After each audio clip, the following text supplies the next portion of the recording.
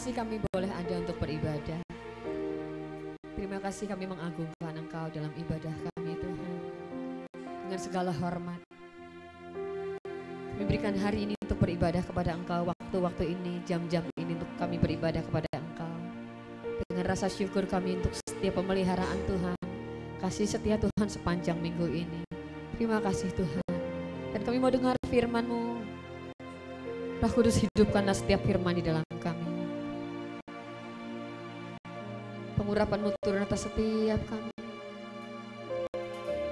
Dan firman itu hidup. Sungguh-sungguh kami berdoa kepadamu Tuhan. Hari demi hari kami dengar firman-Mu, minggu demi minggu, ibadah demi ibadah. Kami berdoa firman itu hidup di dalam kami. Roh Kudus menghidupkannya dan hanya Roh Kudus yang mampu menghidupkan setiap firman di dalam setiap kami. Mengubahkan kami Tuhan, hamba-Mu dan setiap saudara-saudara hamba. Terima kasih Tuhan, terima kasih. Di dalam nama Yesus kami doa bersyukur sama-sama berkata amin, amin, amin. Berikan kemuliaan sekali lagi bagi Tuhan, haleluya. Puji Tuhan, Bapak Ibu silakan duduk, tim silakan duduk, puji Tuhan, haleluya.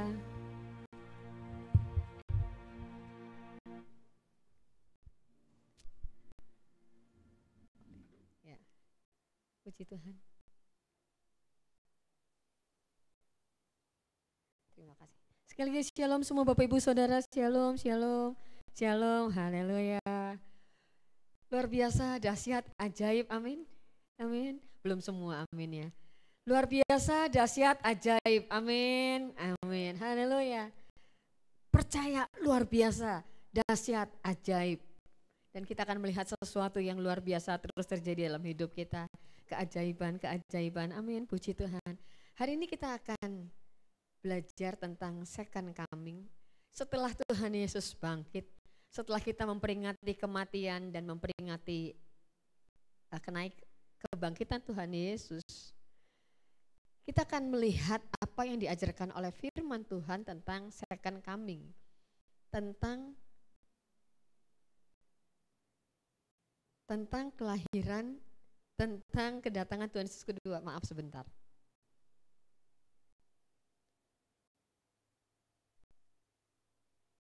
Tentang kedatangan Tuhan Yesus kedua.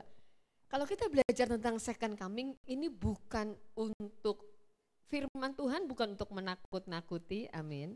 Tapi supaya kita bijaksana, supaya kita mengerti. Karena Alkitab berkata dari dulu sampai sekarang pastinya orang bertanya kapan Tuhan Yesus datang?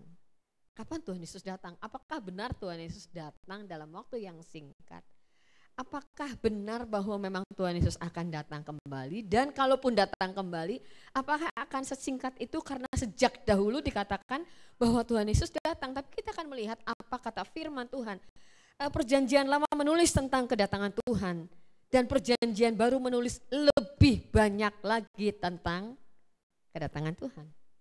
Nubuat-nubuat tentang kedatangan Tuhan, tentang hari akhir, itu ditulis dalam perjanjian lama. Tapi perjanjian baru menulis lebih banyak lagi tentang hari akhir, tentang kedatangan Tuhan. Para teolog mencatat bahwa ada 24 kitab dari 27 kitab di perjanjian baru yang menulis tentang kedatangan Tuhan kembali. Tuhan akan datang. Seperti kedatangan Tuhan yang pertama digenapi, maka kedatangan Tuhan yang kedua pun pasti digenapi. Yang percaya katakan amin. Ada banyak orang yang berkata bahwa kedatangan Tuhan yang pertama itu pun terlalu lama untuk digenapi. Ribuan tahun baru digenapi. Kedatangan Tuhan yang pertama, kalau orang belum percaya, orang masih punya kesempatan untuk percaya bahwa dia sudah datang. Bangsa Yahudi masih menunggu tentang kedatangan Mesias yang pertama. Sementara kita menunggu kedatangan Mesias yang kedua. Tapi ada banyak bangsa Yahudi yang sudah percaya bahwa Mesias pertama sudah datang dan kemudian Mesias yang sama akan datang kembali kedua. Secara umum bangsa Yahudi menunggu kedatangan Mesias pertama. Tapi kita menunggu kedatangan Mesias kedua. Itu sebabnya disebut tentang second coming, kedatangan Tuhan Yesus kedua kali, kedatangan kali kedua, second coming. Boleh dilanjutkan? William, terima kasih. Mari baca bersama-sama apa yang ditulis Kisah Para Rasul 1 ayat 11 bagian yang kedua. 2, 3. Yesus ini yang terangkat ke surga meninggalkan kamu akan datang kembali dengan cara yang sama seperti kamu melihat dia naik ke surga. Mari mengulang lagi. Yesus ini yang terangkat ke surga meninggalkan kamu akan datang kembali dengan cara yang sama seperti kamu melihat dia naik ke surga. Jadi ini adalah rangkaian. Kalau kita percaya Yesus kita mati, katakan amin. Kita percaya Yesus kita bangkit. Kita percaya Yesus kita naik ke surga. Maka kita juga percaya apa yang dikatakan oleh malaikat. Tentunya ini firman Tuhan melalui malaikat yang berkata kepada orang-orang di Galilea waktu itu. Yesus ini yang kamu lihat naik ke surga meninggalkan kamu dengan cara yang sama seperti itu. Seperti mereka melihat Yesus naik ke awan dan kemudian lenyap. Maka Yesus akan datang dan dalam sekejap mata itu terjadi. Kubur-kubur terbuka, nanti kita akan lihat. Orang-orang mati dibangkitkan. Urutannya sudah jelas, orang-orang mati sebelum kita akan lebih dahulu bangkit. Kemudian baru orang percaya yang masih hidup. Kita yang masih hidup pada waktu itu akan bangkit. Dengan tubuh seperti apa? Dengan tubuh kemuliaan. Orang berkata dengan dress code apa, dengan tubuh yang bagaimana. Tapi Alkitab menceritakan dengan jelas di 1 Korintus 15 yang lalu kita sudah belajar dengan tubuh kebangkitan. Dengan cara yang sama seperti kamu melihat dia naik ke surga. Next. Kita akan melihat hari ini dari kitab Daniel. Karena ada banyak kitab yang mengajarkan kita tentang kedatangan kedua. Hari ini kita hanya akan melihat kitab Daniel. Pada waktu itu juga akan muncul Mikael, pemimpin besar itu, yang akan mendampingi anak-anak bangsamu. Dan akan ada suatu waktu kesesakan yang besar. Perhatikan, karena kalau kita tidak memperhatikan dari sekarang, tidak berjaga dari sekarang, pada waktunya kesesakan besar itu terjadi, itu akan menjadi waktu yang sangat sulit. Kesesakan besar seperti yang belum pernah terjadi sejak ada bangsa-bangsa sampai pada waktu itu. Tetapi pada waktu itu bangsamu akan terluput, yakni barang siapa yang didapati namanya tertulis dalam kitab itu. Masalah nama kita tertulis dalam kitab itu adalah masalah yang penting, itu bukan masalah main-main. Setiap orang yang tertulis namanya dalam kitab kehidupan, dia yang akan diluputkan, dia yang akan diselamatkan, bukan setiap orang yang bahkan pergi ke gereja. Apalagi kalau tidak beribadah begitu ya, kecuali ya Anda tahulah kecualinya. Alkitab berkata akan ada waktu kesesakan besar. Tanda-tanda bahwa akhir zaman itu akan mendekati akhirnya, itu kita bisa pelajari banyak. 2 Timotius 3 menuliskan pada waktu akhir zaman akan datang masa sukar. Menurut Bapak Ibu Anda, apakah ini belum masa sukar? Betul nggak? Kalau kita bicara masa sukar, kita akan bisa menilai apakah ini masa sukar atau masa mudah. Apakah ke depan akan menjadi sukar atau akan menjadi lebih mudah? Teknologi makin maju, betul. Semua makin baik, semua makin nyaman, semua makin dipermudah. Tapi kenapa masa sukar itu ada? Kalau kita berpikir manusia makin pandai, ya, usaha makin baik, bisnis, teknologi, AI semua makin canggih. Kenapa datang masa sukar? Karena kita penulis begitu. Akhir zaman akan ada masa sukar. Orang tidak tahu berterima kasih. Orang tidak mempedulikan Tuhan, memberontak kepada orang tua. Orang akan mencari jalannya sendiri. Kita aware, kita perhatikan bahwa itu ada, itu datang. Itu bukan sesuatu yang apa yang tertulis dalam Alkitab, pasti itu digenapi, katakan amin, haleluya. Dan kalau Alkitab berkata pada waktu itu akan muncul Mikael muncul, pemimpin besar, panglima malaikat akan muncul. Mengapa? Mendampingi anak-anak bangsamu. Karena akan ada satu waktu kesesakan yang sangat besar, katakan sangat besar, sangat besar. Mau tidak mau, biarpun iman kita tidak demikian, ini tertulis dalam Alkitab. Biarpun kita berkata semua makin mudah, semua makin mudah, semua makin mudah, yes, yes, yes, begitu ya. Motivator berkata demikian, makin mudah, mudah, mudah. Rasanya kita wow gitu ya, di was ya, brain kita tuh semua mudah, mudah, mudah. Tapi Alkitab berkata akan datang masa kesesakan besar. Dan setiap kita sekali lagi bukan untuk menakuti, firman Tuhan itu ditulis bukan untuk menakuti kita. Tapi mengajar kita supaya kita bersiap, supaya kita mengerti.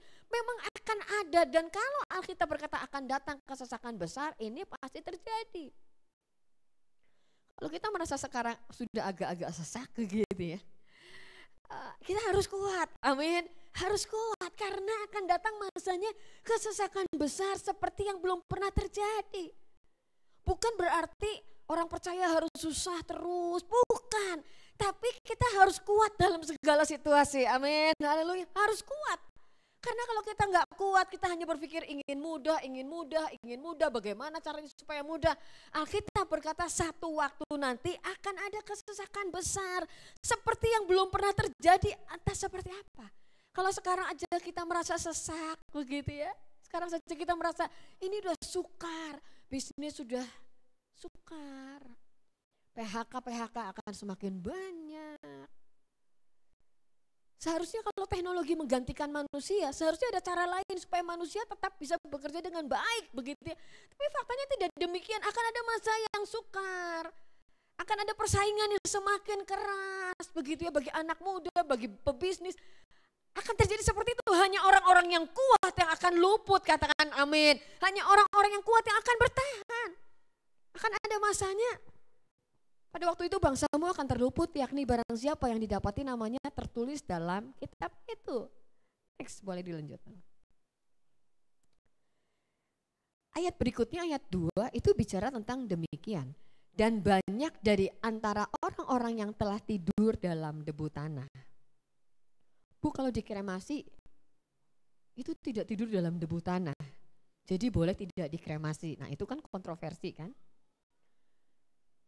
Akan bangun. Jadi pada masa akhir itu, end times, pada masa akhir itu, orang-orang yang telah tidur dalam debu tanah itu akan bangun. Sebagian untuk mendapat hidup kekal, sebagian untuk mengalami kehinaan dan kengerian yang kekal. Dan ini fakta, pasti akan terjadi.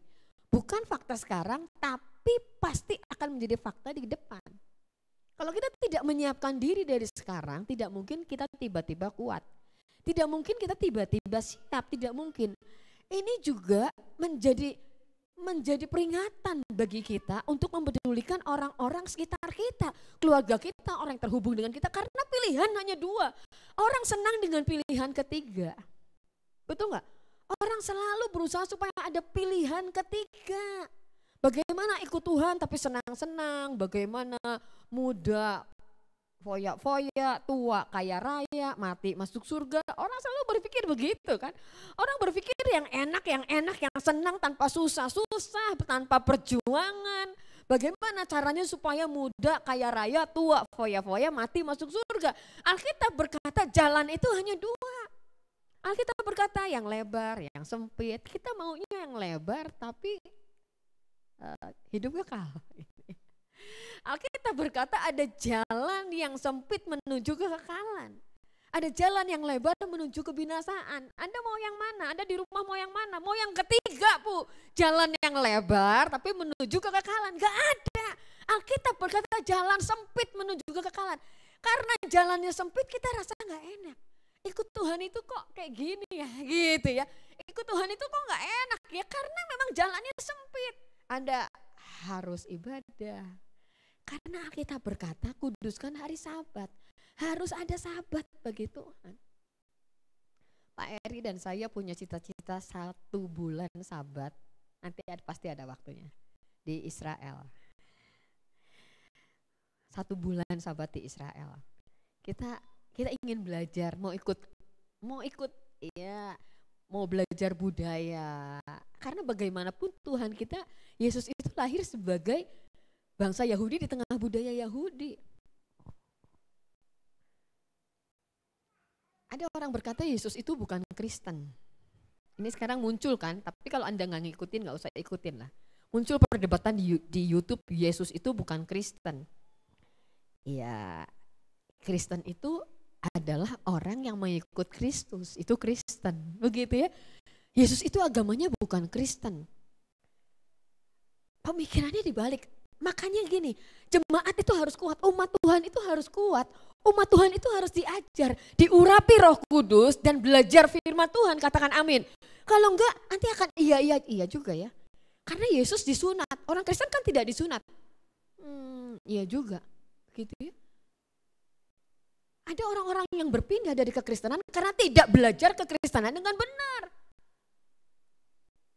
Orang akhirnya iya juga ya. Yesus itu disunat karena dia lahir sebagai bangsa Yahudi. Yesus itu disunat mengikuti aturan tata cara sunat Yahudi. Sunat di hari ke-8. Itu sunat Yahudi. Bukan karena Yesus itu bukan Kristen. Kita kembali ke sini. Dan banyak di antara orang-orang yang telah tidur dalam debu tanah akan bangun sebagian untuk mendapat hidup kekal. Itu sudah jelas. Kita sedang bicara tentang pilihan tadi ya. Jalan yang sempit dan jalan yang lebar.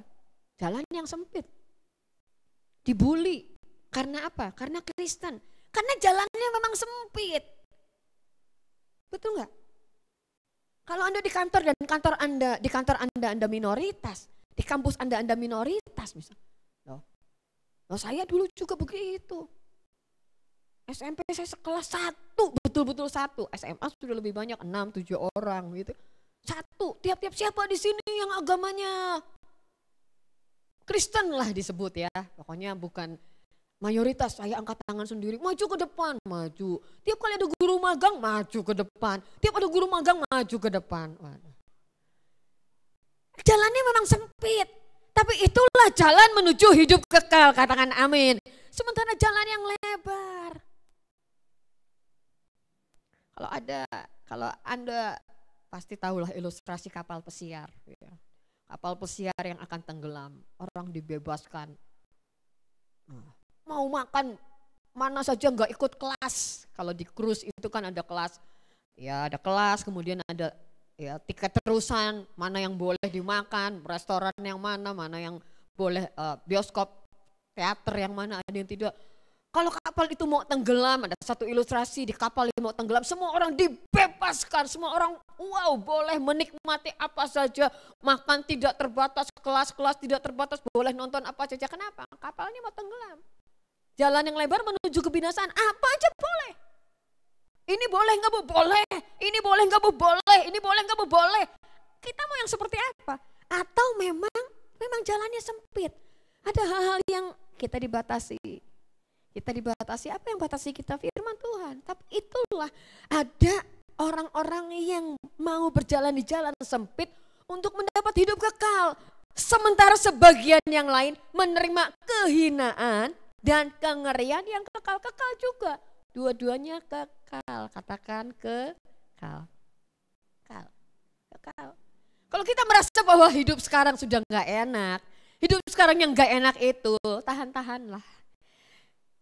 80 tahun, 90 tahun, 100 tahun aja udah langka banget, betul gak? Kita bicara tentang hidup yang kekal, yang panjang, yang kekal. Next, haleluya. Itu Daniel 12 ayat 2, ayat 3. Mari baca sama-sama, 2-3. Dan orang-orang bijaksana akan bercahaya seperti cahaya cakrawala. Dan yang telah menuntun banyak orang kepada kebenaran seperti bintang-bintang tetap untuk selama-lamanya. Orang-orang bijaksana. Kalau waktu itu, zaman kesesakan itu, pada waktu kesulitan itu, kita masih ada di situ. Karena ada kontroversi lain. Apakah kita akan memasuki masa kesesakan? Ataukah kita akan diangkat sebelum masa kesesakan? Kita percaya begini, kita percaya akan ada pengangkatan gereja, katakan amin. The bride of Christ, Mempelai Kristus itu adalah orang-orang yang diangkat, yang siap diangkat, yang menyiapkan diri menjadi mempelai, diangkat dan menikmati perjamuan kawin anak domba, setelah itu turun kembali ke bumi bersama-sama dengan Tuhan Yesus. Tapi masalahnya adalah orang berkata, apakah kita akan diangkat sebelum penganiayaan 7 tahun? Itu namanya pre-tribulation, sebelum penganiayaan. Apakah gereja akan diangkat di mid-tribulation, 3,5 tahun pertama? Apakah gereja akan diangkat post-tribulation setelah melalui penganiayaan? Tentunya ini nggak bisa dijawab sekarang, karena ini adalah nubuatan. Celakalah, why? Celakalah kalau kita tidak menyiapkan ini semua. Kita bersiap menjadi mempelai, amin. Kita bersiap menguduskan diri, kita bersiap menjadi orang yang takut akan Tuhan, mengutamakan Tuhan, memprioritaskan ibadah. Kita bersiap menjaga hidup benar, anak-anak muda menjaga dalam kekudusan, amin, haleluya. Pergaulan yang baik, karena kalau tidak pergaulan buruk akan merusak pergaulan yang baik. Jangan salah memilih teman hidup. Kita menyiapkan diri menjadi mempelai Kristus, pasti. Tapi apakah mempelai diangkat di depan sebelum penganiayaan? Amin. Katanya kalau percaya diangkat, kalau tidak percaya tidak diangkat. Ya wis kita percaya wae lah. Kita percaya diangkat. Amin. Yes, kita diangkat. Kita tidak mengalami penganiayaan. Jadi yang mengalami penganiayaan itu yang enggak sungguh-sungguh. Oke. Tapi seandainya pengangkatan itu terjadi di tengah-tengah penganiayaan, berarti kita mengalami setengah penganiayaan. Betul? Seandainya pengangkatan pasti terjadi. Kenapa? Karena itu firman Tuhan. Tapi kalau penganiayaannya pengangkatannya di akhir penganiayaan, apa yang akan terjadi? Kita nggak bisa berkata, oh salah yang ngajarin, gitu ya. Oh salah dulu nih yang ngajarin. Gembalaku mana, begitu ya, Anda di rumah, Anda dimanapun, Anda nggak bisa berkata, pendetaku mana, gembalaku mana, pengajarku mana. Ini kenapa mengalami penganiayaan seperti ini? Katanya nggak akan mengalami penganiayaan, janjinya nggak mengalami penganiayaan. Loh, Alkitab minta kita untuk menyiapkan diri. Amin. Kanan kiri berkata menyiapkan diri. Kita diajar sekali lagi bukan untuk ditakut-takuti. Tapi kita belajar supaya kita memahami, kemudian nanti Roh Kudus yang akan memberitahukan kepada kita, menuntun kita apa yang harus kita lakukan untuk menyiapkan diri kita. Orang-orang yang bijaksana. Orang-orang yang bijaksana dari sekarang menyiapkan. Maka pada waktu kesesakan akan bercahaya seperti cahaya cakrawala. Dan yang telah menuntun banyak orang kepada kebenaran seperti bintang-bintang. Tetap untuk selamanya. Bintang-bintang itu fungsinya menuntun orang kepada kebenaran, kepada jalan yang terang. Betul enggak? Anda lihat bintangnya orang Majus, bintang timur menuntun orang maju sampai kepada tempat di mana Tuhan Yesus ada. Dan yang menuntun kepada kebenaran, biarlah kita menjadi bintang-bintang yang bercahaya. Yang menuntun banyak orang kepada kebenaran. Katakan amin. Betul? Kalau kita ada, maka Tuhan mau kita menjadi bintang-bintang yang menuntun orang kepada kebenaran. Ayo, menuntun orang untuk ikut Tuhan sungguh-sungguh. Ikut Tuhan sungguh-sungguh itu enggak jamin kaya.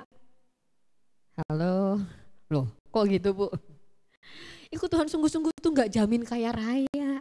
Tapi Alkitab berkata, Yesus datang memberi hidup dan hidup dalam segala kelimpahan. Apa bedanya? Beda banget. Tuhan gak janji kaya raya kok. Tapi Tuhan janji kelimpahan. Itu beda. Kelimpahan itu sampai meluap. Betul gak? Oh ada di depan. Kelimpahan itu sampai meluap. Dan memberkati banyak orang. Tuhan memanggil kita. Memberkati kita supaya kita jadi berkat bagi banyak orang. Kita diberkati Tuhan. Diberkati bukan hanya materi, kita menjadi bintang-bintang yang menuntun banyak orang kepada kebenaran. Halo, menuntun banyak orang kepada kebenaran. Tuhan janji akan selalu kasih kekuatan. Tuhan janji untuk selalu mendampingi kita. Tuhan janji terus. Next. Sebagian, nah ini masalahnya. Tadi kita baca di Daniel 12 bahwa orang-orang bijaksana akan tetap tinggal, akan tetap bercahaya. Dan yang menuntun banyak orang kepada kebenaran seperti bintang-bintang akan tetap selama-lamanya. Tapi Daniel 11 ayat 35 mundur satu pasal itu cerita tentang pewahyuan Daniel sebelum yang 12 tadi. Dikatakan demikian, sebagian dari orang yang bijaksana itu akan jatuh. Apakah ini akan terjadi? Akan terjadi. Kok bisa? Yang bijaksana akan tetap tinggal sampai akhir. Tapi ada orang bijaksana yang tidak tinggal sampai akhir. Anda mau yang mana? Tinggal sampai akhir atau tinggal sampai hampir akhir? Karena Alkitab berkata di Daniel 11, sebagian dari orang bijaksana akan jatuh. Ada yang akan jatuh. Tapi biarlah bukan kita yang jatuh. Tapi ada. Akan ada orang menyalibkan Tuhan Yesus, ada.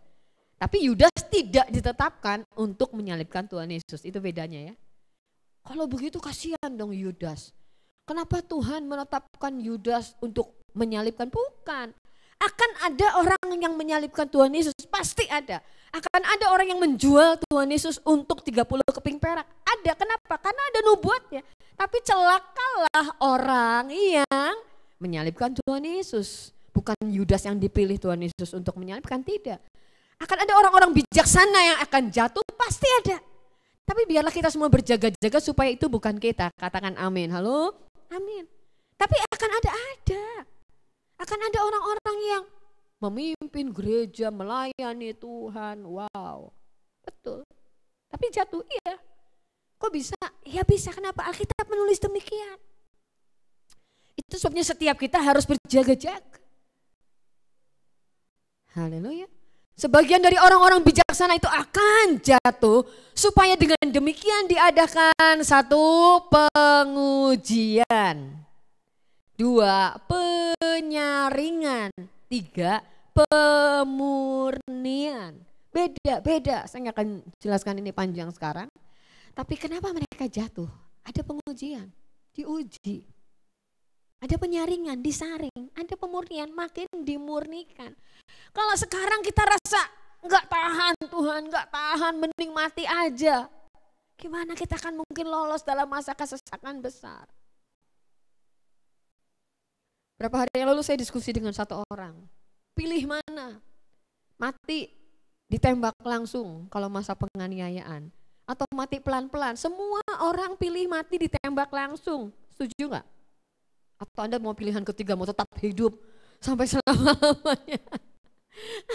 Kalau masa penganiayaan itu datang, pilih mana? Ditembak langsung atau ditembak pelan-pelan? Pasti ditembak langsung. Gak kena sedar. Udah sampai ke surga Firdaus, betul nggak? Tapi yang jadi masalah adalah, dan kalau kita, saya nggak boleh sebut ya, ada buletin yang luar biasa. Dan itu menulis tentang penganiayaan di gereja sampai sekarang. Bukan yang lalu, sampai sekarang. Di zaman dimana hak asasi manusia didengung-dengungkan.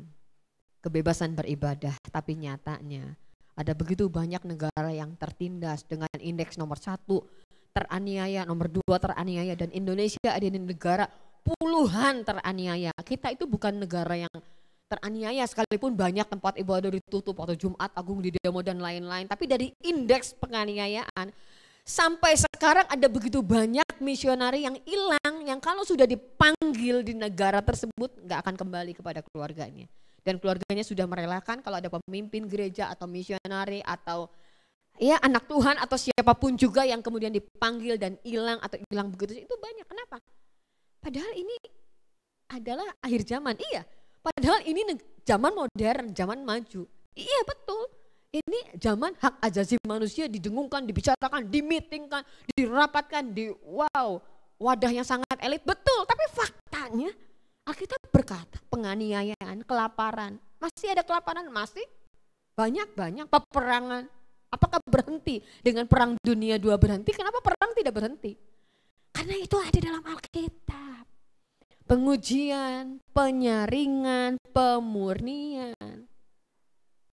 Kalau nggak punya uang terus nggak mau ikut Tuhan, di mana pemurnian? Di mana penyaringan? Betul nggak? Oh, saya senang dengar ada anak muda datang ke sini jam 8 sampai sudah dekat, saya rela jalan kaki. Wih, luar biasa. Luar biasa. Pengujian, penyaringan, pemurnian. Kenapa dia datang lebih awal? Karena dia nggak tahu mungkin kalau di jalan harus istirahat dulu, minum dulu, ngaso dulu, berhenti dulu. Ternyata lancar, berjalan lancar dan kepagian sampai sini. Puji Tuhan, sudah mau dikirimkan Gojek, udah dekat, udah tanggung. Tapi kita belajar, pasti ada pengujian, betul? Pasti ada penyaringan, pasti ada pemurnian. Kalau mengalami kesulitan, puji Tuhan. Tuhan baik, Tuhan setia, Tuhan menyertai. Sampai pada akhir zaman, sebab akhir zaman itu belum mencapai waktu yang ditetapkan. Belum mencapai waktu yang ditetapkan, jadi memang ada waktu yang telah ditetapkan. Kenapa anak tidak tahu, hanya Bapak yang tahu? Iya, karena anak pada waktu bicara waktu itu tidak menggunakan keilahiannya. Sebagai manusia anak tidak tahu. Tapi sebagai Tuhan, Tuhan Yesus adalah Tuhan. Amin. Dia tahu kapan dia datang. Sebagai anak, dia tidak tahu kapan dia datang kembali. Hanya Bapa yang tahu. Kita harus belajar, jemaat harus belajar supaya iman tidak mudah goyah. Apalagi kalau Anda ada sebagai minoritas di komunitas tertentu. Kita harus tahu Alkitab. Sampai pada akhir zaman, sebab akhir zaman itu belum mencapai waktu yang ditetapkan. Jadi ayat ini mau bicara ada waktu yang ditetapkan. Amin. Ada waktu yang ditetapkan. Dan yang menetapkan adalah Tuhan. Ada waktunya. Sekarang kalau ada pemurnian, pengujian, penyaringan, ya belum waktunya. Belum sampai akhir zamannya. Ada perang belum sampai, itu baru tanda-tanda. Ada kelaparan baru tanda. Bangsa bangkit melawan bangsa, itu baru tanda akhir zaman. Tapi belum sampai kesudahannya. Itu baru tanda. Kalau Tuhan masih lama, apakah masih lama? Iya, lihat aja tanda-tandanya digenapi. Akan datang masa sukar. Datang masa sukar. Orang tidak tahu berterima kasih, iya. Orang mencintai dirinya sendiri, iya. Orang mencintai uang, iya. Itu tanda-tanda akhir zaman, 2 Timotius 3 berkata.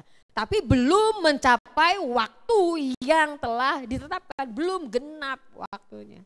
Belum sampai waktunya. Yang tadi saya sebut itu tanda-tanda akhir zaman. Tapi akhir zamannya sendiri tibanya kapan? Nanti kita akan lihat akhir zamannya kapan. Tanda-tandanya itu tanda-tanda akhir zaman.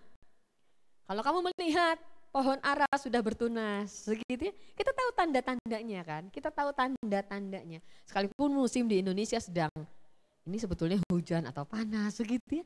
Tapi dari tanda-tanda kita belajar, kesudahannya sendiri tibanya kapan. Oke, next. Banyak orang akan disucikan. Itu ayat 10. Dimurnikan, diuji. Tetapi orang fasik akan berlaku fasik. Orang fasik itu akan tetap berlaku fasik. Diajar, begitu ya. Wow, akan tetap berlaku fasik. Tidak seorang pun dari orang fasik akan memahami. Apa beda orang fasik dengan orang berdosa? Orang fasik adalah orang yang mau diajar sih sebetulnya, tapi tidak melakukan. Pengen tahu kebenaran, tapi tidak dilakukan. Beribadah tapi pada hakikatnya memungkiri kekuatannya. Alkitab berkata begitu. Kalau orang berdosa itu memang orang gak percaya, orang yang berdosa. Tapi orang fasik itu orang yang tahu kebenaran, dia tidak melakukan seluruh kebenaran, dia melakukan sebagian kebenaran menurut pandangannya sendiri. Dia tidak melakukan kebenaran, tapi dia mendamaikan hati nuraninya supaya dia merasa dia adalah benar, begitu ya. Orang fasik akan tetap berlaku fasik, berlaku setengah, bukan bukan orang berdosa, orang fasik itu tahu kebenaran.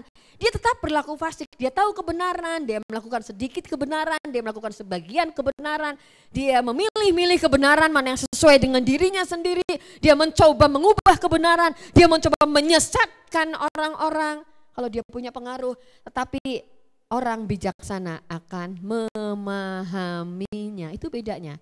Banyak orang akan disucikan, dimurnikan, dan diuji. Menurut Daniel 12 ayat 10. Tetapi orang fasik akan berlaku fasik. Tidak seorang pun dari orang fasik akan memahaminya. Tetapi orang-orang bijaksana akan memahaminya. Amin. Siapa ingin menjadi orang bijaksana sampai pada akhir zaman? Amin. Haleluya. Puji Tuhan. Next. Dan orang-orang yang berlaku fasik terhadap perjanjian akan dibujuknya sampai murtad dengan kata-kata licin. Hati-hati. Ada banyak orang murtad sekarang, ya. Mulai banyak. Betul nggak? Mulai banyak. Banyak orang meninggalkan kekristenan. Mulai banyak. Yang Anda kenal banyak. Yang tidak kita kenal, ya banyak juga mungkin kita tidak tahu karena kita tidak kenal mereka. Tapi itu pasti terjadi, nggak pasti. Kenapa? Karena Alkitab menulis. Orang yang berlaku fasik terhadap perjanjian, punya perjanjian. Itu bedanya sekali lagi. Orang berdosa itu tidak tahu perjanjian. Orang fasik itu tahu perjanjian, tahu kitab. Tapi dia berlaku fasik terhadap perjanjian. Ada perjanjian, ada kebenaran, dia memilih sedikit kebenaran, sebagian kebenaran. Orang-orang yang seperti ini adalah orang-orang yang dapat dibujuk. Sehingga murtad, dibujuk dengan uang, dibujuk dengan jabatan, dibujuk dengan kata-kata licin, dibujuk dengan kesuksesan, dibujuk dengan keberhasilan, betul nggak? Tapi orang-orang yang konsisten, amin.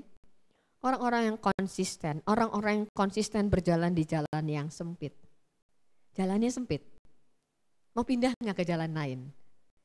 Kalau Anda ada di antrian, di supermarket, atau di antrian bandara gitu ya, di antrian check-in. Kita akan senang kalau kita berhasil pindah ke antrian yang lebih kosong karena counter di depan baru dibuka. Wah, rasanya senang begitu. Kita nggak suka ada di antrian yang panjang, sempit. Aduh, maunya itulah manusiawi. Manusia ingin selalu yang cepat, yang mulus, yang enak. Betul nggak? Ngapain susah-susah? Kalau ada yang mudah, ngapain jalan yang susah? Tapi orang-orang yang ingin selalu mudah adalah orang-orang yang mudah dibujuk sampai murtad.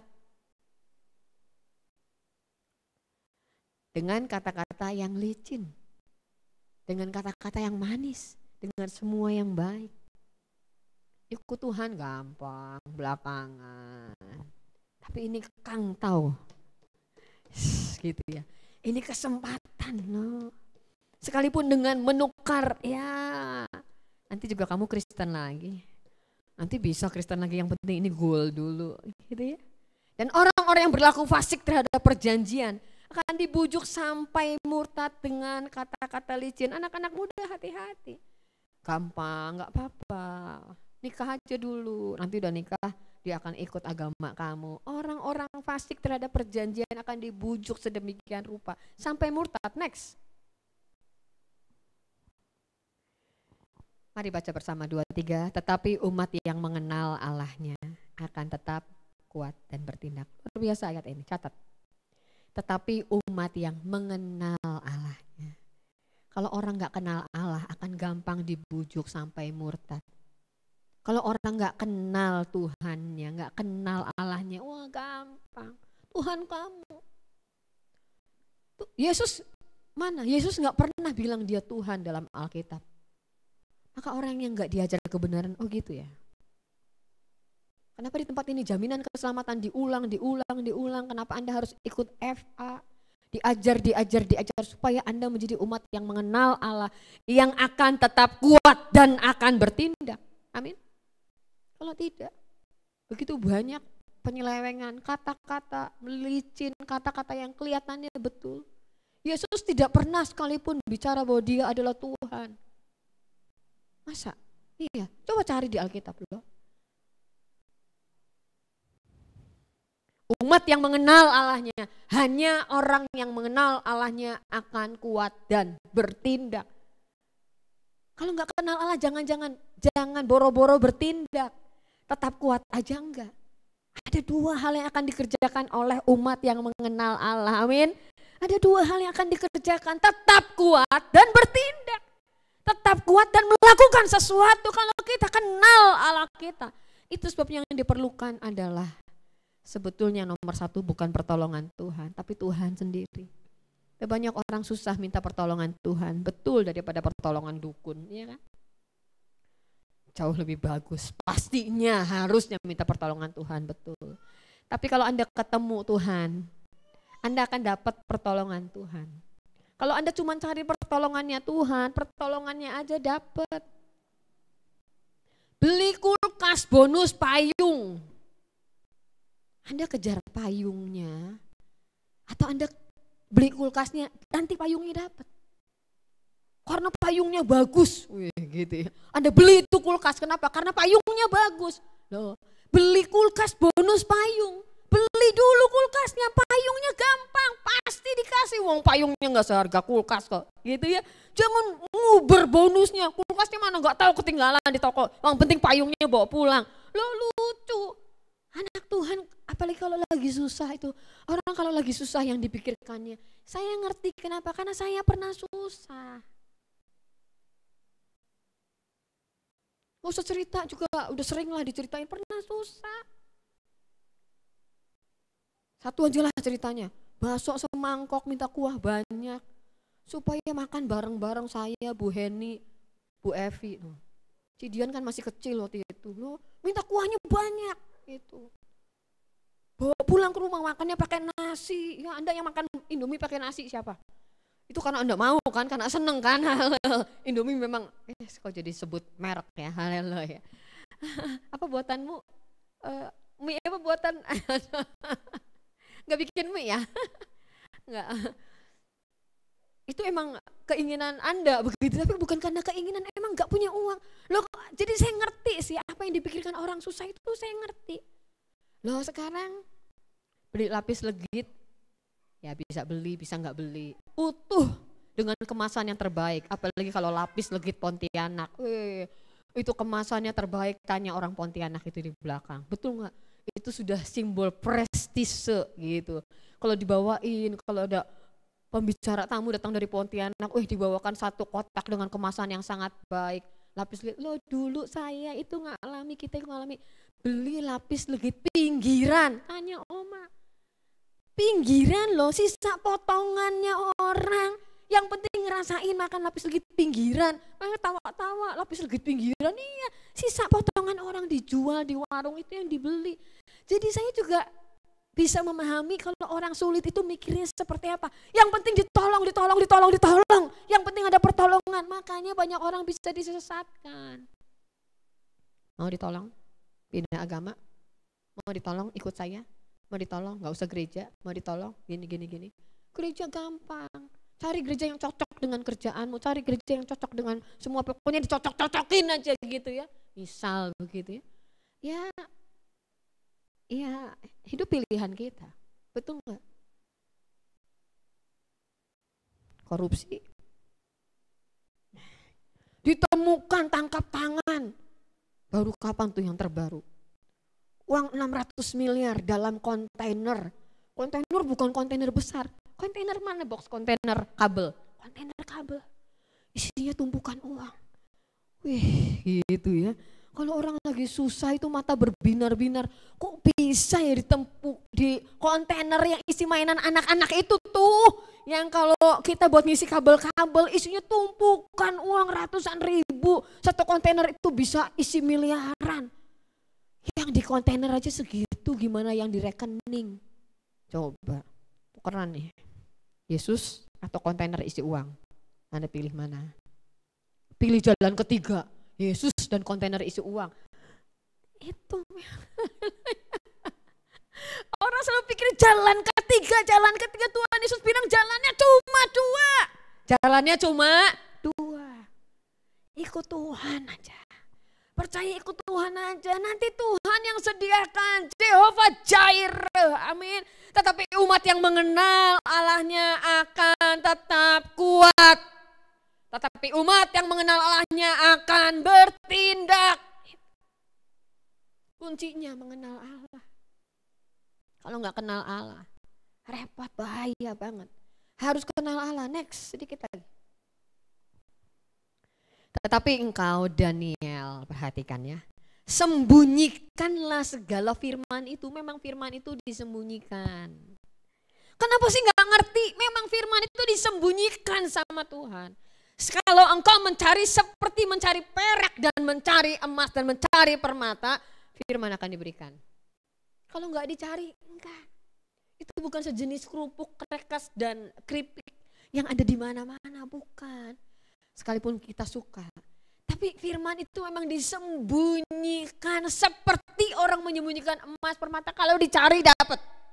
Ditukar dengan sesuatu pembayaran yang mahal. Dengan hidup, dengan cinta, dengan kesungguhan hati. Wow, baru dapat firman.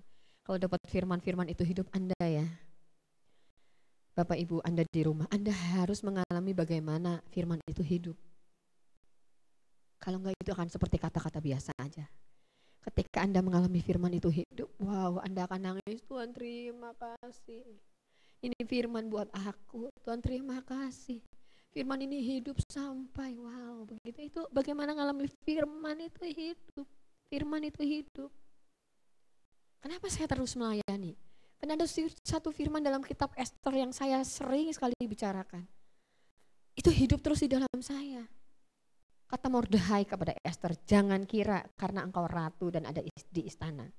Keselamatan hanya ada datang daripadamu. Kalau engkau tidak mau bertindak menghadap raja maksudnya, maka Tuhan akan memakai orang lain. Betul, itu terus hidup dalam saya. Kisah Esther, kata-kata Mordechai yang sangat keras kepada Esther, itu yang terus hidup di dalam saya. Kalau saya nggak mau melayani, oke, Tuhan akan pakai orang lain untuk melayani. Betul nggak? Kalau saya nggak mau ikut Tuhan, oke, kata Tuhan. Jangan sangka karena engkau ada di istana. Hanya engkau yang bisa menyelamatkan bangsa Israel. Dan peristiwa Esther itu peristiwa yang sangat besar loh. Genosida, pembunuhan sebuah bangsa. Itu ditentukan dari Esther yang mau datang dengan taruhannya nyawa. Dan itu luar biasa. Bangsa yang akan dibinasakan. Satu bangsa loh akan dibunuh total. Tidak jadi karena ada satu orang yang memberikan hidupnya. Bertaruh nyawa. Ini saya tahu sampai akhir zaman akan ada orang-orang yang militan bagi Tuhan. Amin. Tetapi engkau Daniel, sembunyikanlah segala firman itu dan materaikanlah kitab itu sampai pada akhir zaman. Banyak orang akan menyelidikinya. Halo, akan banyak orang menyelidiki firman dan biarlah itu Anda dan saya. Amin. Haleluya. Menjadi orang yang suka menyelidiki firman. Kalau enggak diselidiki enggak akan tahu juga, enggak akan dibuka maksudnya. Karena firman itu disembunyikan, tapi kata Tuhan, Tuhan janji akan ada banyak orang yang suka menyelidiki firman, yang sampai sekarang menyelidiki firman. Saya menaruh hormat kepada orang-orang yang sampai sekarang tetap mencintai firman, tetap membaca firman, merenungkan firman. Banyak orang akan menyelidikinya dan pengetahuan akan bertambah, makin mendekati akhir zaman, makin dibukakan. Pengetahuan akan bertambah, ditambah-tambahkan karena orang mau menyelidikinya. Next. Karena itu pergilah, jadikanlah semua bangsa muridku, kebangkitan Tuhan. Memerintahkan kita untuk memberitakan Injil, katakan amin, haleluya. Ayo beritakan Injil, ayo. Karena itu pergilah, jadikanlah semua bangsa muridku, kebangkitan Tuhan. Memerintahkan kita untuk memberitakan Injil, tetap go, beritakan Injil, beritakan Injil, beritakan Injil. Ayo beritakan Injil. Injil adalah kekuatan Allah. Tetapi Injil adalah kebodohan bagi orang yang akan binasa. Anda ditertawakan, enggak apa-apa. Anda tahu karena Injil itu adalah kebodohan bagi orang yang akan binasa. Mereka mentertawakan Injil. Yesus yang diganti, Yesus yang hanya memakai pakaian dalam, Yesus yang. Oh, betul, dia menjadi tontonan karena kita. Kebangkitannya memerintahkan kita untuk pergi memberitakan Injil. Amin, haleluya. Ayo, next. Kita tahu untuk apa. Bagiku hidup adalah Kristus, mati adalah keuntungan. Kebangkitannya memerintahkan kita untuk berdiri teguh, jangan goyah. Giatlah selalu dalam pekerjaan Tuhan, yang tadi Matius 28, yang ini 1 Korintus 15 ayat 58. Kebangkitannya memerintahkan kita untuk 1, berdiri teguh, 2, jangan goyah, 3, giat selalu dalam pekerjaan Tuhan. Amin, haleluya, giat. Ada banyak orang gak giat, gak apa-apa, Anda giat selalu. Giat selalu. Ada banyak orang tidak berdiri teguh, Anda berdiri teguh. Karena Alkitab berkatakan banyak orang bijaksana berguguran. Tapi orang-orang yang tetap sampai pada kesudahannya, itulah orang bijaksana sesungguhnya. Jangan goyah. Giat selalu dalam pekerjaan Tuhan. Amin. Berdiri teguh, jangan goyah. Giat selalu dalam pekerjaan Tuhan. Masih ada lagi atau ini yang terakhir? Haleluya. Berjaga, jaga. Mari baca bersama 2-3, sebab itu siapa yang menyangka bahwa ia teguh berdiri, hati-hatilah supaya ia jangan jatuh.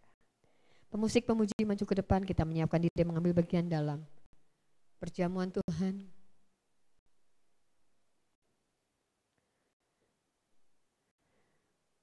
Oleh karena salibmu seluruh hidupku milikmu.